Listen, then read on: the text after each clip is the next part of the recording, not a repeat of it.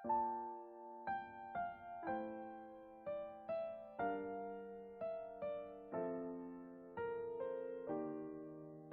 Bapak Ibu Saudara yang terkasih dalam Tuhan Yesus Kristus.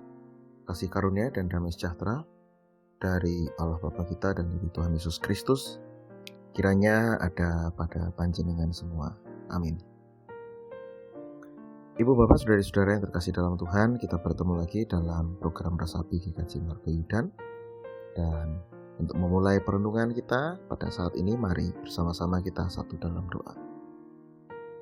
Ya Tuhan, kami bersyukur atas berkat-Mu, kami bersyukur atas tuntunan-Mu yang memberikan kami kehidupan, menolong kami dalam setiap persoalan, sehingga kami dapat melalui 1, 2, 3 persoalan pergumulan dalam hidup kami, dan kami dapat belajar dari semuanya itu menjadi pribadi yang lebih baik dan lebih dewasa di dalam Engkau.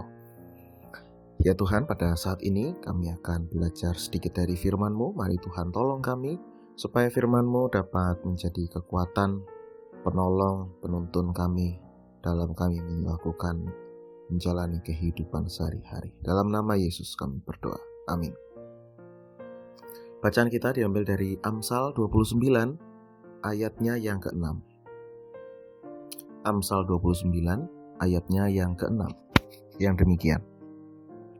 Orang yang jahat terjerat oleh pelanggarannya, tetapi orang benar akan bersorak dan bersukacita. Demikianlah firman Tuhan. Ibu bapak, saudari-saudara, judul perenungan kita adalah menjaga diri. Ada seorang bintang American football. Dia menjadi pemimpin timnya dan punya kepribadian yang gerapiak ya, disenangi banyak orang. Dan dia juga seorang pribadi yang sukses, kaya, temannya banyak. Tapi suatu kali hidupnya itu mulai menurun dan mulai kacau. Dia satu kali ditahan karena mengemudi mobil dengan mabuk. Ternyata dia juga punya senjata api tanpa izin. Dan hal-hal yang buruk membuat karirnya perlahan-lahan mulai turun. Sampai kemudian akhirnya dia pensiun dari olahraga. Lalu satu kali ada berita yang mengejutkan bahwa 1 tahun setelah dia pensiun, dia ditemukan meninggal bersama dengan selingkuhannya. Sebuah akhir hidup yang tragis. Bapak Ibu Saudara yang terkasih dalam Tuhan, bintang American football ini dia seorang pemimpin dalam timnya. Tentu saja dia tidak punya cita-cita jadi orang gagal. Gak mungkin kemudian berkata, wah saya mau menghancurkan hidup saya dengan minuman keras, saya mau mengemudi sambil mabuk-mabukan, saya mau semuanya berantakan, saya bosan, semuanya sukses, hidup saya baik-baik, saya bosan, saya ingin gagal. Nah, tidak mungkin ada orang yang punya pikiran seperti itu, termasuk pemimpin tim dari American football ini. Kegagalan terjadi bukan karena cita-cita dari seseorang, tetapi kegagalan terjadi dimulai karena meremehkan hal-hal yang kecil. Dimulai dari pandangan, minum sedikit aja enggak masalah kok. Jalan dengan perempuan lain selama tidak melakukan apa-apa, baik-baik aja kok. Yang awalnya sepele, kecil, tapi lama-lama bisa menjerat dan menghancurkan kehidupan. Ibu bapak saudari-saudara yang terkasih dalam Tuhan, kita jadi ingat seorang murid Tuhan Yesus yang bernama Yudas. Yudas tentu saja tidak pernah punya pikiran atau cita-cita besok aku tak mati bunuh diri begitu ketika dia awal-awal mengikuti Yesus. Tapi pengkhianatan Yudas ini menggiring dia ke jalan itu. Awalnya dia tidak jujur, habis itu cinta uang, dan pada akhirnya rela melakukan apa saja demi uang.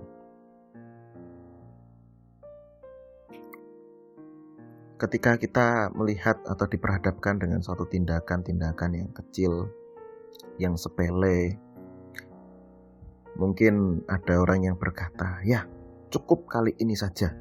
Nah, ini cuma sedikit kok. Ini cuma sebentar kok. Nah, mulai dari hal-hal yang seperti itu, kehidupan bisa menurun, bahkan bisa gagal dan hancur.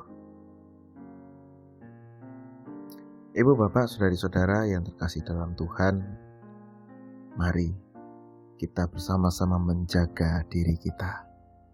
Sebelum terlambat, mari kita melihat kebiasaan kita. Apakah kita menyepelekan hal-hal yang kecil, pelanggaran-pelanggaran yang kecil, yang kita anggap tidak apa-apa, tapi yang kecil bisa jadi besar karena tidak segera diselesaikan atau sering dilakukan. Mari bersama-sama kita belajar menjadi orang benar, karena orang yang benar akan bersorak dan bersukacita karena hidupnya adalah hidup yang benar. Mari bersama-sama kita masuk dalam doa. Ya Tuhan, pada saat ini kami diingatkan kembali untuk kami menjaga diri kami dari pelanggaran-pelanggaran yang kecil yang kelihatannya sepele dan mungkin kami menganggapnya itu tidak apa-apa, cukup sekali saja, dan lain sebagainya. Tapi segala sesuatu yang kami remehkan dari hal yang kecil itu bisa jadi besar ketika kami tidak menjaga diri kami. Oleh karena itu Tuhan, Roh Kudus-Mu mari berkarya dalam diri kami, menolong kami untuk tetap menjadi orang yang benar di hadapan Tuhan dan menuai sorak-sorai dan sukacita karena hidup yang benar. Kami akan menjalani hidup kami, mengerjakan segala sesuatu yang Tuhan percayakan kepada kami. Mari Tuhan tolong kami untuk kami tetap hidup benar di hadapan Engkau. Di dalam nama Tuhan Yesus Kristus kami berdoa, amin. Kiranya kasih karunia dan damai sejahtera dari Tuhan Yesus Kristus, kasih dari Allah Bapa serta persekutuan dengan Roh Kudus menyertai panjenengan semua. Amin.